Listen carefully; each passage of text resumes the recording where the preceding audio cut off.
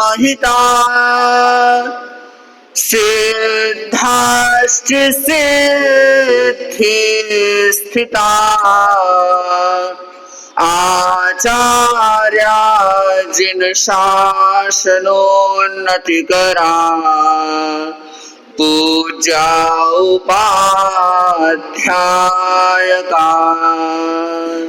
श्री सिद्धांत सुपाठका मुनिवरा रत्नत्रयाराधका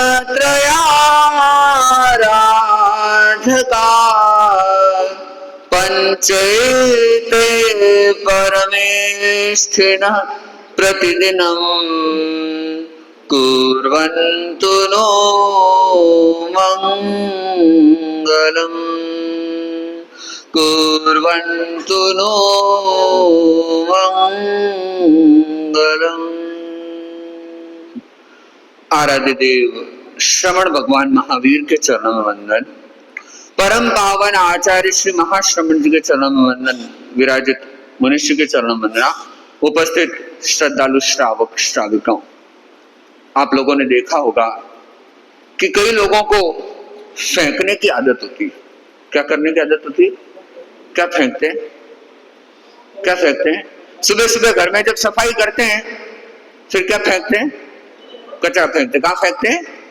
पड़ोसी के घर के सामने। हाँ, कहाँ फेंकते हैं? ठीक है, थोड़ा बहुत शिक्षा आ गई है या थोड़ा बहुत डंडा है पीछे इधर उधर का तो ठीक है, इधर उधर नहीं डालते, लेकिन डस्टबिन में तो डाल ही देते हैं। लेकिन मैं इस फेंकने की बात नहीं कर रहा। बहुत सारे लोग फेंकते हैं। क्या फेंकते हैं? क्या फेंकते हैं?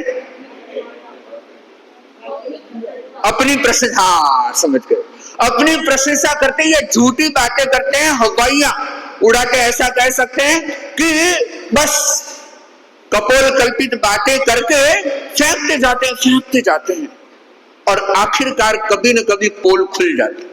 क्या होता है? किसी न किसी दिन पोल खुलती है। एक बार क्या हुआ, एक आदमी ऑफिस गया, लेट हो गया और जैसे ही ऑफिस लेट पहुंचा सामने बॉस खड़ा था और बॉस ने पूछ लिया कि भाई लेट कैसे हो गए? कि सर एक्चुअली में मेरी BMW लेट हो गई थी। क्या? मेरी BMW लेट आई इसलिए मैं लेट हो गया। वो बॉस बोला, ओ यू हैव BMW? कि सर एक्चुअली बर्तन मांजने वाली लेट आई थी। क्या? कौन लेट आई थी? बर्तन मांजने वाली BMW। तो लोग फेंकते, लेकिन कभी ना कभी क्या हो जाती है? पोल खुल जाती है। और ऐसे ही लोग फेंकते। क्या फेंकते हैं? अरे परिसर तो बहुत मजेदार रहा, अरे क्या बात, क्या भीड़ थी, पैर रखने को जगह नहीं थी, फेंक दिया ना। और कई लोग क्या बोलते हैं? अरे प्रवचन तो इतना शानदार था, इतना मजा आता था, इतना अच्छा लगता था, बस सुनते जाओ सुनते जाओ सुनते जाओ। अरे सुनता कहाँ? लेट तो आता है, तो सुनेगा कहाँ? कैसे सुनेगा? लेकिन फेंकते। और एक बार ऐसे ही कोई फेंकू आदमी पहुंच गया गुरुदेव के पास, बोला कि महाराज आपने कैसे संतों का चतुर्मास किया, क्या प्रवचन देते हो? गुरुदेव ने बोला, है अच्छा बताओ किस विषय में प्रवचन दे रहे? सर वो तो पता नहीं गुरुदेव। पोल खुल गई ना। यानी कि कई लोग क्या करते हैं? सिर्फ बातों में उस्ताद होते हैं। और आपके और हमारे परिचय में अनेक लोग ऐसे होंगे जो सिर्फ फेंकते हैं, बातें करते हैं। पर्युषण से जुड़ी हुई हो, साधना आराधना से जुड़ी हुई हो, प्रवचन ध्यान सामायिक प्रतिक्रमण से जुड़ी हुई हो, बस कहते हैं। लेकिन उनके अंदर क्या है, उन्होंने क्या पाया, जब ऐसा कुछ पूछने की कोशिश करो तो पोल खुल जाती है। और ऐसा किनके साथ होता है कि कहते कुछ है और अंदर कुछ और होता है। वो गुजराती में एक कहावत चलती है, खिस्सा खाली बक्का बारी। क्या? खिस्सा बोले तो जेब होता है, पॉकेट तो है खाली, और बक्का शो बाहर का दिखावा बड़ा भारी होता है ना। या फिर बातें बड़ी भारी होती है कि मैं तो संडे को वहां जाता हूं, जो अपना जो क्या नाम है, ब्रेकफास्ट तो मैं लंदन में करता हूं, लंच में सिंगापुर में करता हूं और डिनर इंडिया में करता हूं। बातें फेंकने में क्या जोर पड़ता है? एक आदमी तो अपने दोस्त को बोला कि पिछली बार है ना मेरा यूरोप जाने का प्लान कैंसिल हो गया, इस बार मुझे लगता है अमेरिका जाने का प्लान कैंसिल हो जाएगा। बोले क्यों? बातें करने में क्या प्रॉब्लम है? प्लान कैंसिल ही तो किया है, टिकट बनाई थोड़ी, दिमाग में प्लान बनाया, दिमाग में कैंसिल कर दिया, बस फेंकने का एक मौका तो मिल गया। तो कई लोग सिर्फ बातें करते हैं और उनकी पोल खुल जाती है, उनके भीतर कुछ होता नहीं। क्यों? क्योंकि वास्तविकता में न तो वह चीज को समझते हैं, न उसके महत्व को जानते हैं और न ही उसकी कोई खास तैयारी करते हैं।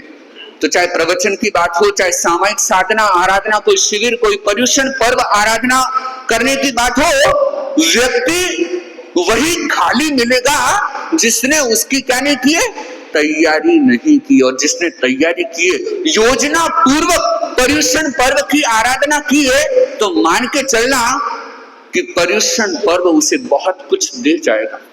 उसके अंतःकरण को बदल सकता है, उसकी जीवन शैली को बदल सकता है, उसकी श्रद्धा, आस्था और निष्ठा को प्रबल बना सकता है। और ऐसा किसके साथ हो सकता है? जिसने योजना बनाई है। और आज का हमारा विषय क्या है प्रवचन का? तैयारी करें। आज आ रहा है परवादी राज। कई लोगों की शिकायत होती है कि महाराज इस बारे में जानकारी क्यों नहीं दी जाती? क्या नहीं दी जाती?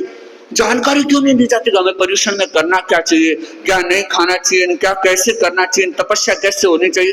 अरे भाई, जिस दिन बताया जाता है, जिस समय बताया जाता है, पहुंचने की तैयारी कितनी होती है। और अगर पहुंचो, सुनो, समझने का प्रयत्न करो तो बहुत कुछ हो सकता है। और कई लोग तो क्या है, घर बैठे बातें करते हैं कि क्या हो जाएगा धर्म करने से। अरे भाई, नहीं पता है तो पहुंचो ना। या उन्होंने क्या कर लिया, अरे न्याय नहीं किया है तो आप जानकारी कर लो, आप कुछ अच्छा कर लो। लेकिन बात इतनी सी है कि अगर आपकी योजना है, योजनाबद्ध तरीके से आप अगर साधना करें तो निश्चित रूप से साधना का स्वाद आपको मिल सकेगा।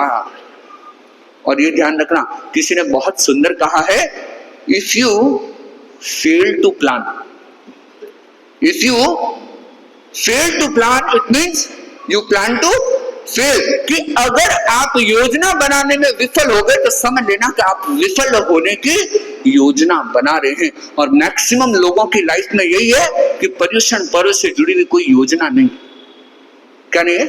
किसी भी प्रकार की कोई योजना नहीं। आप तैयार तो हर रोज होते हैं, तैयार होते कि नहीं होते, है ना? कई बार घरों में जाते हैं, बोलते हैं कि सूझते हो, और सुनाई तो देता है जितना ही देता है, या समझ में आता है जितना ही आता है। बोलते महाराज कौन सूझते, अब तो चुस्त है। अरे भाई, लड़ने की बात थोड़ी है।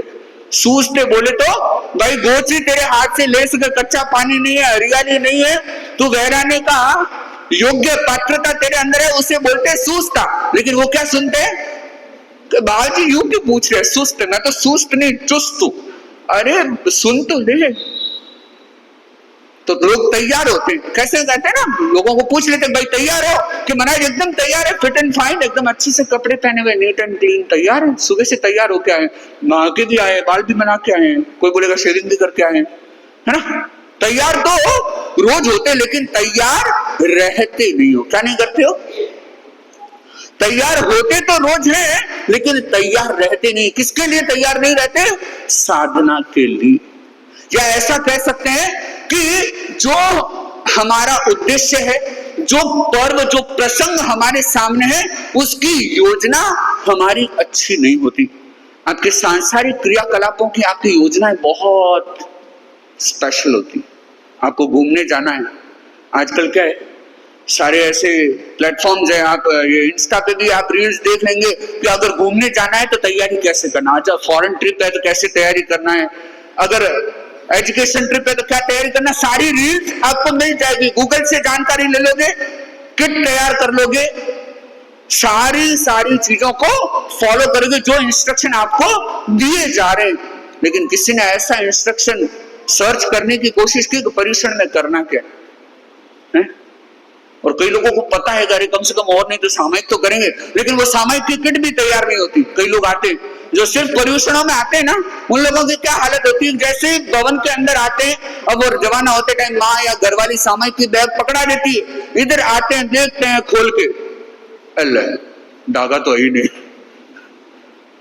और फिर खोल के देखते हैं मुपत्ती खोल के देखते तो उसके अंदर फूलन आई हुई।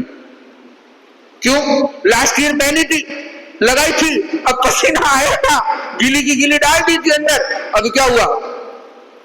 ये तो अच्छा हुआ 1 साल में खोला है, 2 साल में 3 साल में खोलता तो फॉसिल हो जाता। क्या समझना, या हो सकता है उस कपड़े की खाद बन जाती। हालत यह है कि तैयारी नहीं। अरे ये तैयारी का काम तो घर पे करने का। आप जा रहे हो सामयिक करने तो कम से कम घर से चेक करके तो निकलो। या कुछ कुछ लोगों की क्या हालत होती है कि पिछली बार मुंहपत्ती लगा के सामयिक नहीं कर पाते, क्यों? धागा टाइट था।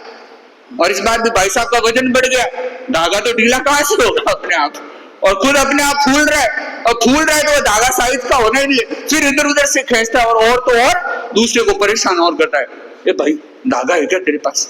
फिर तीसरे को बोलता है, अरे भाई मुंहपत्ती है क्या तेरे पास? अरे वो सामयिक पचकने वाला कार्ड देना, वो करेंगे बच्चे का पर्चा दे दो मेरे को। फिर क्या? फिर मुश्किल से 10 मिनट में सारी सेटिंग करके सामयिक पचकेगा, फिर सुनेगा भाव जी कहीं फरमाओ है बाउंसर। क्यों? महाराज ने जो इंट्रोडक्शन दिया, शुरुआत की, विषय को जो कहते ना विषय में प्रवेश किया, वो तो सारा बाउंस हो गया। भाई साहब थोड़े तो लेट आए थे, चलो लेट आए थोड़ा तो क्या गीत निकला, कोई खास बात नहीं, चलो ठीक। फिर क्या? फिर जब भूमिका बनाने लगे तब तो तुम मुंहपत्ती सेट कर रहे थे और भूमिका पूरी बन गई। महाराज एकदम मेन कोर्स तक पहुंच गए, स्टार्टर तो खत्म हो गया, मेन कोर्स पे आ गए, और भाई साहब के छक्के उड़ के गए, समझ में तो आ ही नहीं रहा है। फिर लास्ट में आसन समेटते हुए क्या बोलेगा? अब सीधा संवत्सरी को आऊंगा। क्यों? समझ में नहीं आता। वो ठीकरा भी किसके ऊपर फोड़ेगा? ऐसा कौन व्यक्ति करता है जिसकी तैयारी नहीं होती? और जिसकी तैयारी होती है वो क्या करता पता है आपको? समय से पहले पहुंचेगा, किट वगैरह सारे घर पे ही तैयार रखेगा, यहां आकर के नहीं। और यहां आने के बाद सीधा अपना ध्यान केंद्रित करेगा। कुछ लोग कहते हैं हमको कि महाराज सिर्फ प्रवचन से क्या होता है? क्या कहते हैं? अरे प्रवचन भी अपेक्षित होता है, प्रयोग भी जरूरी होता है। अरे प्रयोग करवाते हैं मनुष्य, पहुंचते कितनी बार है, कितने लोग? 2 तरह के प्रयोग मनुष्य ने करवाए अभी तक के चतुर्मास के प्रवचन, प्रातःकालीन प्रवचन के प्रारंभ में।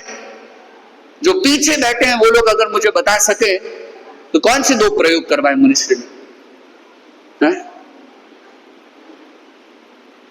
एक क्रोध उपशमन मंत्र और एक पारिवारिक शांति मंत्र का ध्यान के साथ प्रयोग करवाया।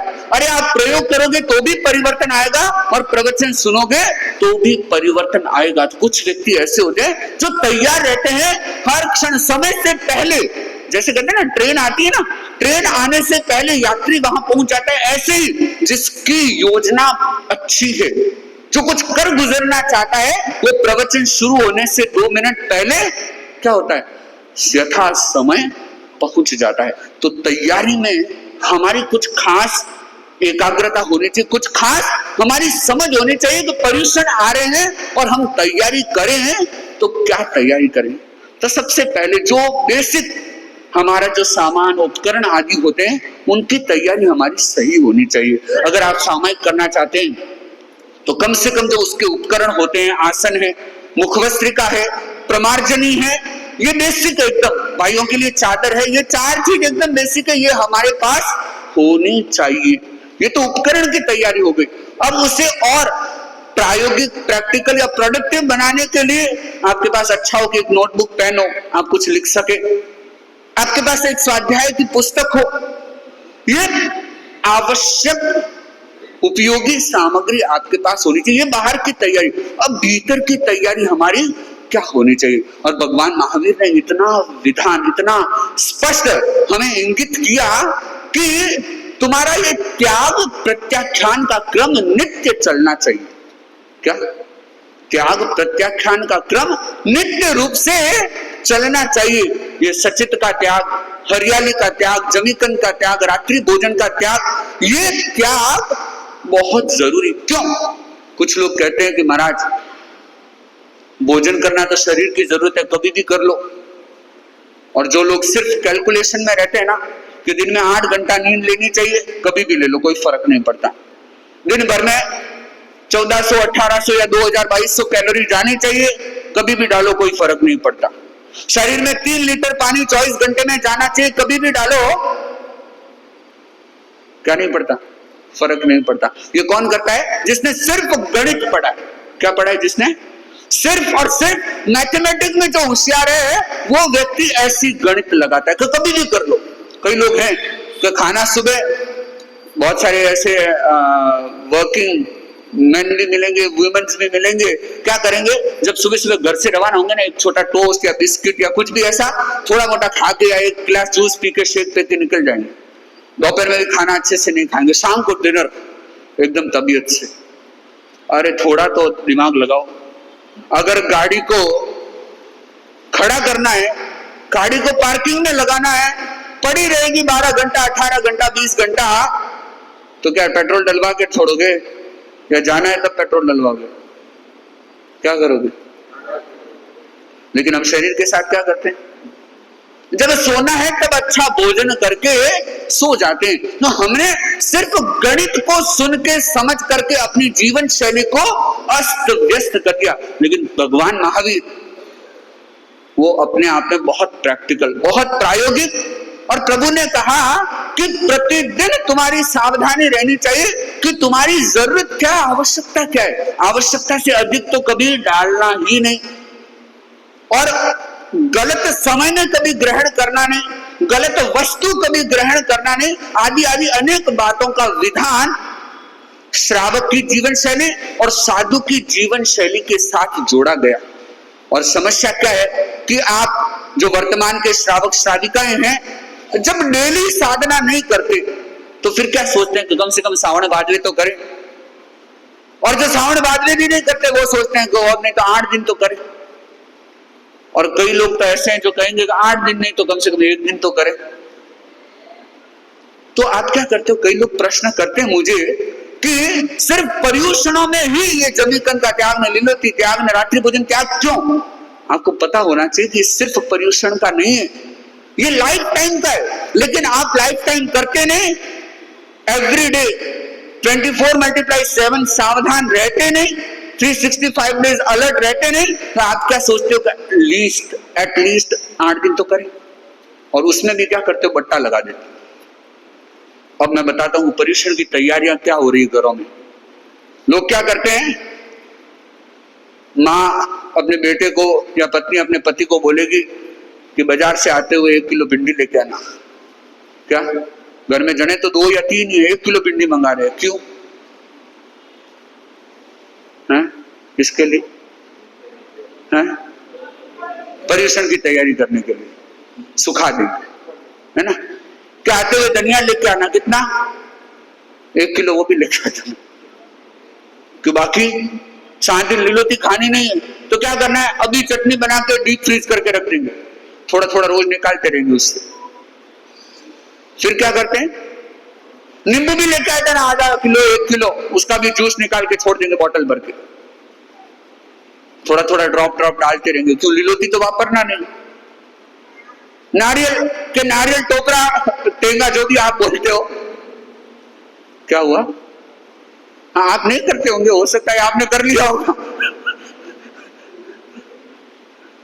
क्या करते हैं? अब नारियल क्यों, वो लीलोती वो सारे वो त्याग करने ना, तो त्याग करने तो पहले डब्बे भर के रखने। तो नारियल है तो उसको भी थोड़ा मोटा कुछ कंडीशन करके कुछ सेट करके रख देते होंगे। और भी बहुत सारी चीजें होंगी। कई लोग तो ऐसे हैं, वो नीम के पत्ते हैं, वो मिर्ची भी ला के फ्राई करके निकाल के रख देते हैं। कह रहे हाँ अभी तो फ्राई कर दी, तेल में फ्राई कर दी, अभी हरियाली थोड़ी है, अभी रोज 2-2 मिर्ची डालते रहेंगे। किसमें? कभी सब्जी में, कभी खमण में, कभी ढोकला में, जो भी जिसमें भी डालनी डालते रहेंगे। ये तैयारी करते हैं, ये पर्युषण की तैयारी नहीं है। ये तैयारी आपकी किसकी है? स्वाद की तैयारी है। ये तैयारी पेट को भरने की है, ये तैयारी अपनी आसक्ति को मेंटेन करने की है। और ये विधान कहीं नहीं है, और इसमें कोई बाकी नहीं है। कोई बाकी नहीं बोले तो मतलब कि जो संयम को महत्व नहीं देता, जो नहीं सोचता कि पर्युषण पर्व की आराधना करना, ये त्याग संयम करना मेरे शरीर मेरी आत्मा के लिए हितकर है, जो ये नहीं सोचता, जो ये नहीं जानता, वह व्यक्ति ऐसे काम करता है। या फिर जानता होगा किताबों में पढ़ा होगा, प्रवचनों में सुना होगा, थोड़ा बहुत उसके दिमाग में सेट होगा, लेकिन फिर भी जीभ का गुलाम है। कई लोग कहते हैं ना कि महाराज जी वो आदमी तो जोरू को गुलाम है। अरे जोरू को गुलाम है कि नहीं है? जीभ को गुलाम हर व्यक्ति। क्या किसके वे गुलाम बने हुए हो? जीभ के गुलाम। और ये गुलामी हमसे छूटती नहीं। और जैसे पर्यूषण आते हैं ना, लोग पहले ही प्लानिंग करते हैं। और क्या प्लानिंग करते हैं? अभी 8 दिन बाहर जाना नहीं है, 2 दिन बाहर कहीं खाएंगे, और घूमना 7 दिन घूमना ही नहीं है। अरे ऐसे तैयारी कर रहे हो जैसे कोई जेल में डाला हो। हम स्वयं अपनी नासमझी से अपने उन महापर्वों को, प्रैक्टिकल पर्वों को, साधना के अभूतपूर्व अवसरों को इम्प्रैक्टिकल बना देते हैं, डर्रा बना देते हैं, एक भार बना देते हैं। कब? जब हमें उसकी समझ नहीं। और परिणाम स्वरूप ऐसे व्यक्तियों को हाथ में क्या लगता है? धोखा हाथ में लगता है। क्या लगता है? मन में तो सारी समझ हो गई ना, मैं लीलोती नहीं खा रहा हूं, मैंने हरियाली नहीं डाली, मैंने जमीकन नहीं खाया। अभी तो जमीकन का भी मैंने चैप्टर खोला नहीं, उसका खुलासा किया नहीं। उसके भी बहुत सारे टर्म्स कंडीशन लोगों ने बना रखे। तो उसको सुखा दो, उसका चिप्स बना दो, उसका पाउडर बना दो, डाल देंगे। क्या कर दिया? हम सिर्फ इसी सोच में कि हम कैसे खा सकते हैं। अरे ये अवसर है कि आप यह सोचो कि हम कैसे त्याग सकते हैं। ये अवसर इसका नहीं कि हम कितना खा सकते हैं, यह अवसर ऐसा है कि हम कितना छोड़ सकते हैं। लेकिन यह हमारी जो मेंटालिटी है सिर्फ गणित को पूरा करने की, या हमारी जो एक सोच आदत बन चुकी है, जस्ट फेड फूड कॉन्शियस। किसके कॉन्शियस बने हुए हैं? सिर्फ भोजन के प्रति हमारा रुझान रहता है। और ऐसे व्यक्ति हमेशा भोजन के इर्द गिर्द सोचते रहते हैं, और उनको अंतगत्वा क्या हाथ में लगता है? धोखा हाथ में लगता है। और अभी तक के पर्यूषण अगर आपके लिए विशेष नहीं बन सके तो इसका एक बहुत बड़ा कारण है कि आपने कभी प्रैक्टिकली पर्यूषण पर्व की आराधना नहीं की, कभी योजनाबद्ध तरीके से, कभी समझ पूर्वक पर्यूषण पर्व की आराधना नहीं की। आप ऐसे ही लग गए। एक बार क्या हुआ, एक मुल्ला था और उसने अपने पिता की बहुत सेवा की। पिता अंतिम मृत्यु शैया पर था, और मृत्यु शैया पर लेटे उस पिता ने अपने बेटे को कहा कि बेटा, मेरे पास कुछ धन है, तू मेरे को एक क्या कर दे, मेरे को एक कसम दे दे, एक वादा कर ले, एक प्रॉमिस मेरे से कर ले कि जब मैं मरूंगा तब ये धन मेरे साथ डाल। मुल्ला था तो वो जो भी उनकी बनती है, क्या बनती है? हाँ, मजार बन बोलती है, और जो भी उनको दफनाते हैं आदि जो भी सिस्टम है, बोले कि मेरे कफन के साथ ये रुपया डाल देना। 1-2 गवाह भी साथ में बुला दिया। उसका एक फ्रेंड था डॉक्टर, उसको भी बुला दिया। एक इमाम था, उसको भी बुला दिया। आओ बैठ जाओ, मैं तुम्हारी साक्षी में अपने बेटे को 3 लाख रुपए दे रहा हूँ। कितने रुपए दे रहा हूँ? 3 लाख रुपए दे रहा हूँ, और मरते समय ये पैसे मेरी कफन के अंदर डालेगा, वचन दो बेटा। बेटे ने बाप के हाथ को अपने हाथों में लिया और बोला कि पिताजी, मैं वचन देता हूं, कसम खाता हूं कि ये धन आपके मरने के बाद आपकी कफन में आपके साथ डालूंगा। तो पिता को भी थोड़ी शांति हुई। दो जो साक्षी थे उन्होंने भी समझा कि वाह क्या बेटा है, जिंदगी के साथ भी जिंदगी के बाद भी, है ना। तो फिर 6 महीने में अंतोगत्वा वो डोकरा क्या हुआ, प्यारा हो गया। तो फिर बाद में सारी तैयारियां होने लगी, घर में सारी तैयारियां हो गई, वो सब जनाजा वगैरह सजाया गया। तो वो इमाम और वो डॉक्टर को आने में थोड़ा लेट हो गया। जैसे ही वे आए और उन्होंने अपने बेटे को बोला कि बेटा क्या हुआ, पैसा डाल दिया? तो बोले कि हाँ डाल दिया। कि कितना? कि पूरा डाल दिया। क्या? जितना पिताजी ने बोला था पूरा डाल दिया। तो ये ध्यान रखना, ये आपके रिश्तेदार है ना, ये भी बड़े जोरदार होते हैं। आपका बेटा अगर मान लो थोड़ा बहुत आपको छोड़ भी देना तो ये रिश्तेदार नहीं छोड़ेंगे। पापा जी रे सोना रो दांत ओ काट बारे थोकन काट बुला बार थोड़ी और सब ले रहा, यानी निकलवाएंगे। वो बोलेगा अरे घोड़ा मैं तो गया डोकरो चाहते रहो क्यों, तो अब क्या है, अब कुछ नहीं, वो तो चला गया, अब नहीं डालना है। बोले नहीं, मैं प्रॉमिस का, वादे का पक्का हूं और आप तो साक्षी हैं, मैंने डाल दिया। कि कितना डाला? पूरा 3 लाख पापा ने कहा था, डाल दिया। बोले कि हैं सच्ची में? कि हाँ, मैंने थोड़ा सा परिवर्तन किया है। पिताजी ने 3 लाख कैश दिया था मुझे, मैंने सोचा कैश इतना वजन तो कहां लेके जाएंगे, तो मैंने एक चेक लिख के डाल दिया साथ। तो पापा जहां जाएंगे निकालना होगा निकाल लेंगे। क्या हुआ? क्या मिला उनको? क्या मिला? क्या मिला मुल्ला के बाप को? हैं? समझ गए ना? आपको भी ऐसा ही मिलने वाला है कि हाँ, सब डब्बे भर के रख दिए, मैं तो पर्यूषण की आराधना करूंगा, अच्छे से मस्त खाऊंगा और तैयारी करके आराधना करूंगा। अरे क्या आराधना होने वाली है? लास्ट में क्या मिलने वाला है? आप अपने आप को, आपकी साक्षियां भी ऐसी है। हाँ, वो तो लीलोती में नहीं गिनता, वो द्रव्य थोड़ी है, वो अलग अलग थोड़ी है। अब लोगों के दिमाग में प्लानिंग आने लगेगी ये सारे मिक्स मसाले की, क्योंकि द्रव्य से ही शुरू होने वाला है ना।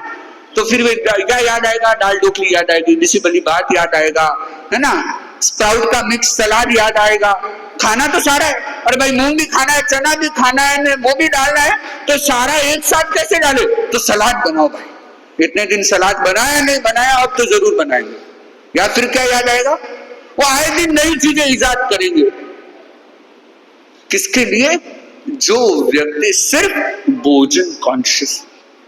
अब मैं बताता हूं, ये धर्म उन लोगों के लिए धोखा होता है। और अब ये धर्म, ये साधना, ये पर्व की आराधना कल्याणकारी किसके लिए होती है? हाँ, मैंने इसको ज्यादा इलैबोरेट या इसका खुलासा इसके लिए किया कि आप ये धोखे वाले काम तो ज्यादा करते हो, इसलिए इन धोखे वाले कामों को करना बंद कर दो।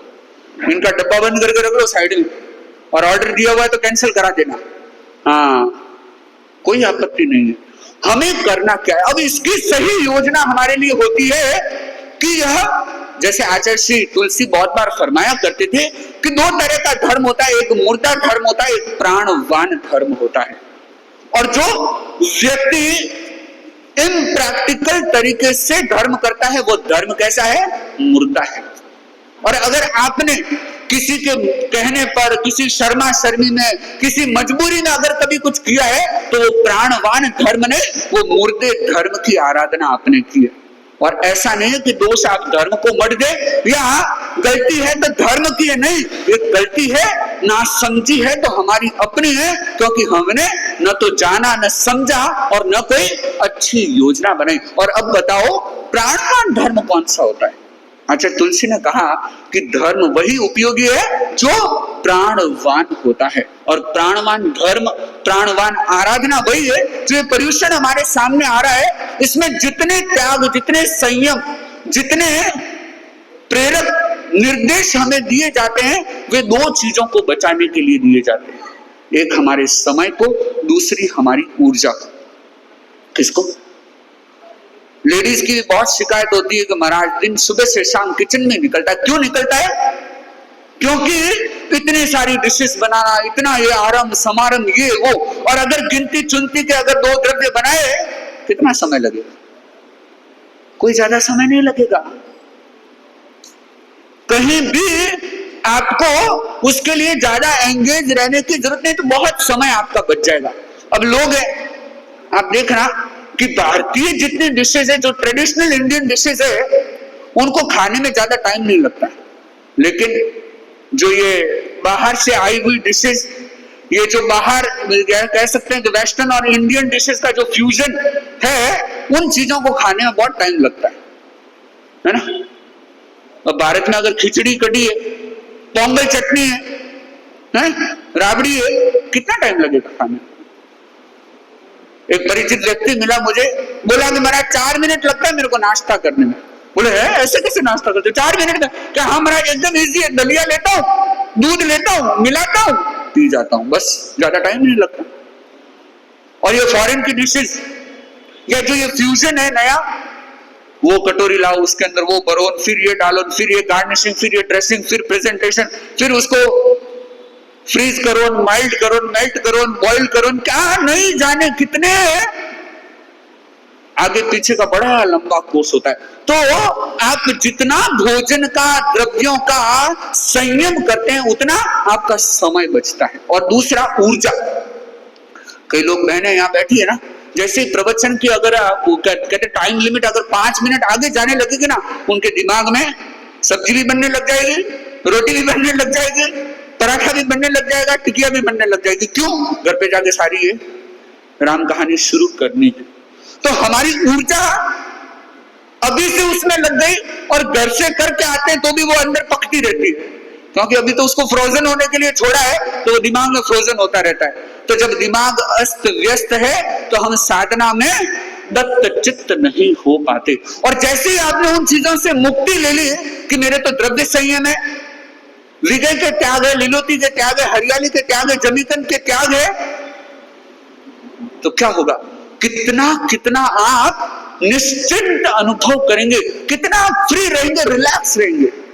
और भगवान महावीर या हमारी परंपरा में जो ये त्याग की प्रेरणा दी जाती है, इसीलिए दी जाती है कि आप अपने समय और ऊर्जा को बचा सके और उस बचे हुए समय और उस बची हुई ऊर्जा को साधना में जोड़ सके, जिससे कि क्या होगा?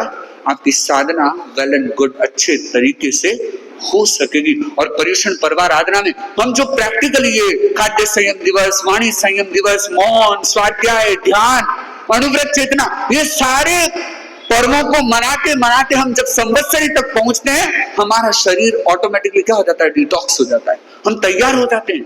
लेकिन अगर ये डब्बे जो भरे हुए हैं ना आप लोगों ने घरों में, अगर इनको डकारते जाओगे तो डिटॉक्स होने का तो कोई सवाल नहीं, समय बचाने की संभावना लगती नहीं। क्यों? पहले एक डिश या 7 डिशेज बनाते थे, अब एक में 7 का फ्यूजन करना है, तो वो कैसे करना है? दिमाग उसी में उलझा हुआ रहेगा, टाइम उसी में वेस्ट होता रहेगा और ऊर्जा वैसे ही उलझी हुई रहेगी। हमें क्या खाना है ये दिमाग में नहीं रहना चाहिए।